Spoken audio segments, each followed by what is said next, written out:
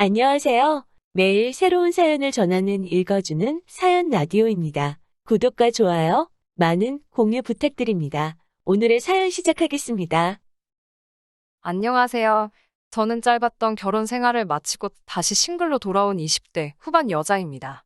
이제는 다 끝난 일이지만 그래도 시아버지의 말 같지 않은 장난 때문에 결국 이혼하게 된 사연을 적어볼까 합니다. 여대를 다니던 저는 아는 선배 언니의 소개로 지금의 남편을 만나게 되었습니다.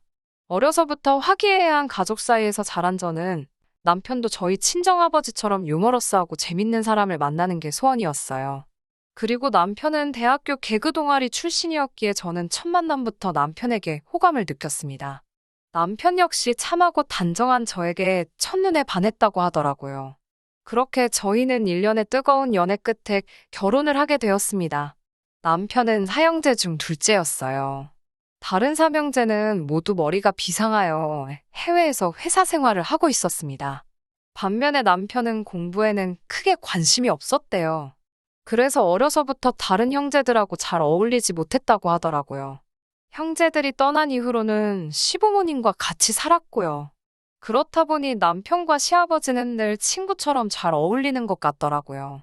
그런데 그게 이런 식으로 부작용이 있을 줄은 정말 상상도 못했습니다. 남편의 프로포즈는 대부분의 여자들이 기대하는 것과는 좀 다른 식이었어요. 사실 저도 보통 여자들처럼 로맨틱한 프로포즈에 대한 환상이 있었죠. 장미꽃하고 풍선 장식 같은 일반적인 그런 거 있잖아요. 그런데 남편은 어디서 이상한 걸 듣고 왔는지 말도 안 되는 상황을 꾸며놨더라고요. 하루는 제가 야근을 하고 집에 돌아오는 길이었어요. 제가 자취를 하고 있었는데 거기가 좀 골목길이라 밤에는 무섭거든요. 그래서 남편에게 전화를 걸며 촉각을 곤두세우고 걸어가고 있었어요. 그런데 그날따라 남편이 전화도 안 받는 거예요. 종종 걸음으로 발걸음을 재촉하는데 갑자기 골목에서 남자 2명이 나타나더군요. 정말 순간 난 죽었다는 생각밖에 안 들었어요. 그 남자 둘이 저한테 슬슬 다가오고 저는 다리에 힘이 풀려서 뛰려고 하는데 뛸 수가 없더라고요. 그 순간 남편이 어디선가 튀어나와서는 그 남자들에게 뭐 하는 자식들이냐고 고함을 치더라고요. 그러자 그 남자들이 가자 이러면서 도망을 갔어요. 남편이 저를 구해준 것만 같아서 정말 고맙고 남편이 다시 보였죠. 그런데 결혼식 당일날 신부 대기실에 말쑥한 남자 2명이 들어오더니 저희가 노력한 보람이 있네요라며 킬킬거리더라고요. 알고 보니 남편이 저에게 남자다움을 보여준답시고 그 친구들에게 부탁해 한마디로 연극을 한 거였어요. 순간 그 이야기를 들으니 어이없기도 하고 짜증도 났지만 당장 식장에 입장해야 되는데 못 따질 만한 경황도 없었네요. 남편도 아기가 있어서 그런 장난을 친 건 아니었을 테니 도를 좀 지나친 우리만의 추억 정도로 간직하려고 했습니다. 그런데 결혼 생활이 계속되면서 이게 남편만의 문제가 아니라는 걸 알게 됐어요. 특히 시아버지께서는 정말 쳐도 되는 장난과 안 되는 장난에 구분이 없으세요. 일단 본인이 재밌다고 생각하시면 상대가 어떻게 생각하든 개의치 않고 시도하시거든요. 한 번은 시아버지께서 새 잠바를 하나 사고 싶다고 하셔서 제가 모시고 백화점에 간 날이었어요. 한 매장에 들어가서 이것저것 골라드리고 있는데 점원이 따님이신가 봐요 라고 묻더라고요. 그래서 제가 며느리예요라고 대답하려는데 시아버지께서 대뜸 내 둘째 마누라요. 이쁘지? 라며 제 허리를 끌어당기시더라고요. 제가 마른 체형이다 보니까 시아버지에게 속 끌려 당겨갔죠. 제가 당황해서 아버님 왜 이러시냐고 하자 우리 마누라가 쑥스러움을 많이 탄다며 낄낄 웃으시더군요. 당황한 점원에게 제가 며느리예요. 며느리라며 시아버지 팔을 뿌리쳤어요. 그러자 점원도 난처한 듯 웃으며 아버님이 장난기가 많으시네요. 이러는 거예요.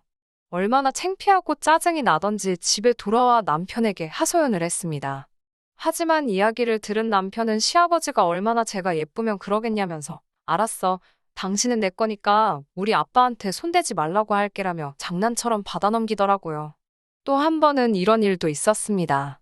여느 날처럼 평범한 저녁이었는데 다급한 목소리로 시아버지께 전화를 받았습니다. 저희 남편이 갑자기 심장마비가 와서 쓰러졌다고요. 지금 어디 병원에 있으니까 얼른 오래요. 저는 이게 갑자기 무슨 말은 하늘에 날벼락인가 싶었어요. 집에서 신고 있던 실내화도 제대로 갈아 신지도 못하고 차키랑 핸드폰만 챙겨서 미친 듯이 병원으로 향했습니다. 병원 응급실에 도착해 남편을 찾는데 아무도 모르고 보이지도 않더라고요. 당장 주저앉을 것 같고 손발이 벌벌 떨리는데 갑자기 남편과 시아버지의 목소리가 어디선가 들려왔어요. 그러더니 시아버지가 남편에게 내가 이겼으니 5만 원 내놓으라고 하시더군요. 알고 보니까 제가 몇 분 만에 병원에 도착하는지를 놓고서 둘이 내기를 했더라고요. 제가 둘 다 미친 거 아니냐고 고래고래 소리를 지르니 뭐 이까짓 걸로 그렇게 예민하게 받아들이냐며 대충 미안하다고 장난이었으니까 너도 그만하라고 그러더라고요. 그러더니 시아버지가 저한테 5만 원 중 2만 원을 주며 아가 내 덕에 돈 벌었으니 개평 받아가라 하시면서 그 돈으로 나중에 커피라도 사 먹고 진정하라며 낄낄 웃더라고요. 진짜 해도 정도가 있지 이게 뭐 하는 거냐고 제가 남편하고 시아버지에게 계속해서 화를 냈지만 그 둘은 제가 화내는 것마저도 예상이라도 했다는 듯 웃기만 하더라고요. 솔직히 그날 밤새 잠도 못 자고 이 사람들이 정상인가 싶고 내가 또라이랑 결혼을 한 것 같다는 생각도 들었습니다. 하지만 한편으로는 장난이 심하다는 이유로 이혼을 하는 게 좀 지나친 생각은 아닌가 싶기도 했고요. 밤새 고민 끝에 그래도 매사에 처져 있는 사람들보다는 낫지라는 생각으로 한 번 더 참아보기로 했어요. 시아버지께도 전화를 드려 정중하게 저는 그런 장난을 당하면 속상하고 상처를 받는다고 말씀드렸어요.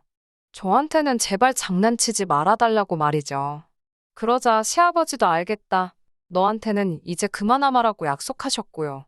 그리고 얼마 전 진짜 더는 용서할 수 없는 그런 일이 있었습니다. 토요일 밤 시아버지께서 전화를 하셨더라고요. 하시는 말씀이 요새 몸도 안 좋고 적적하다며 잠깐 얼굴 좀 비추고 가라고 하시더라고요. 그래서 일요일 아침 일찍 시댁으로 향했어요. 시아버님을 모시고 나가 갈비도 사드리고 커피도 마시고 집에 돌아왔는데 핸드백에 넣어둔 줄 알았던 핸드폰이 아무리 찾아도 보이지 않더라고요. 카페에 두고 온 것 같아 전화를 했지만 카페에는 제 핸드폰이 없다고 하고 답답했어요.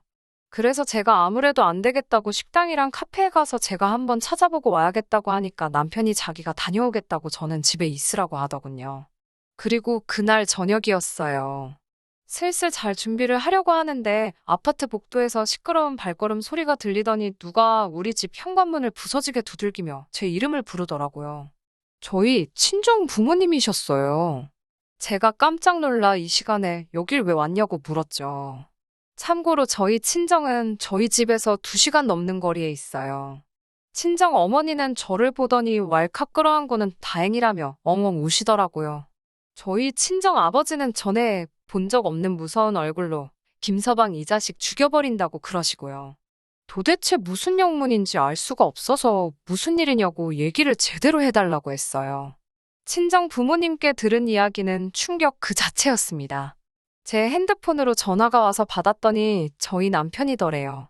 그러더니 제가 교통사고로 크게 다쳐서 응급실에 있다고 했다는 거예요. 불이 나게 남편이 오라는 병원에 도착했는데 남편이 시아버지랑 심각한 얼굴로 저희 부모님께 많이 놀라셨나고 묻더래요. 당연히 저희 친정 부모님은 일단 저 좀 보자고 어딨냐고 저를 찾으셨고요. 그런데 자꾸 말을 돌리고 저를 안 보여주니까 너무 이상하더래요. 저희 친정 부모님은 이미 저희 남편이나 시아버지가 지나친 장난을 자주 친다는 사실은 알고 계셨거든요. 그래도 설마 같은 자식 가진 부모로서 그런 거짓말을 하겠냐 싶었는데 그 순간 웃음을 못 참는 저희 남편을 보고는 속았다는 걸 눈치채셨다고 해요. 친정 아버지가 남편의 멱살을 잡고 너 이 자식 내가 죽여버리겠다고 우리 딸 어딨냐고 하자 놀란 남편이 이것부터 놔주시면 바로 말씀드린다고 하더래요.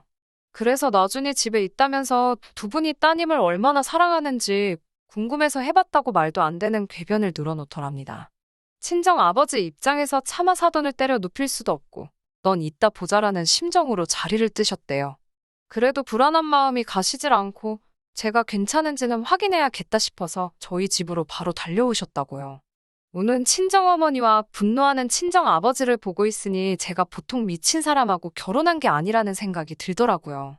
저와 친정부모님은 바로 시댁으로 향했습니다. 시어머니는 저희 셋을 보더니 크게 한숨을 내쉬고는 죄송하다고 한마디 하고 자리를 피하시더군요. 무슨 일이 있었는지 이미 아시는 눈치기도 했어요. 하지만 시어머니는 사실 결혼 생활 내내 저에게 그래도 잘해주셨거든요. 시아버지나 남편이 지나친 장난을 할 때면 늘 시어머니가 먼저 나서서 사과해 주셨고요. 그래서 그때까지만 해도 시어머니 탓을 하고 싶은 생각은 없었어요. 거실로 들어서니 시아버지는 뭐가 그리 당당한지 저희를 보고 실실 웃고 남편은 저에게 괜히 말을 걸고 눈치를 살피더라고요. 저희 부모님이 도대체 뭐가 문제길래 그런 장난을 치는 거냐고 따져 물으셨어요. 저도 이제 저한테 그런 장난 치지 않기로 하시지 않으셨냐고 약속하셔놓고 왜 또 그러시냐고 따졌고요. 그러자 시아버지의 대답이 가관이었습니다. 내가 너한테 안 한다고 했지 다른 사람한테 안 한다고 했냐고요.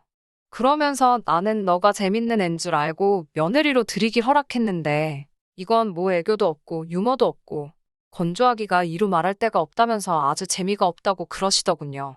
결국 듣다 못한 저희 친정 아버지가 시아버지의 얼굴을 주먹으로 때렸어요. 참고로 저희 친정 아버지는 취미가 권투십니다. 시아버지는 턱을 부여잡고 쓰러져서는 나중내를 연발하더라고요. 저희 아버지가 한 대 더 치려고 하자 시어머니가 나타나 그래도 남편이라고 시아버지를 감싸더니 장애가 있다고 이해 좀 해달라 소리를 치는 거예요. 저는 처음 듣는 소리라 무슨 말씀이냐고 하니 하도 거짓말을 많이 해서 정신과에 데려간 적이 있다고 합니다.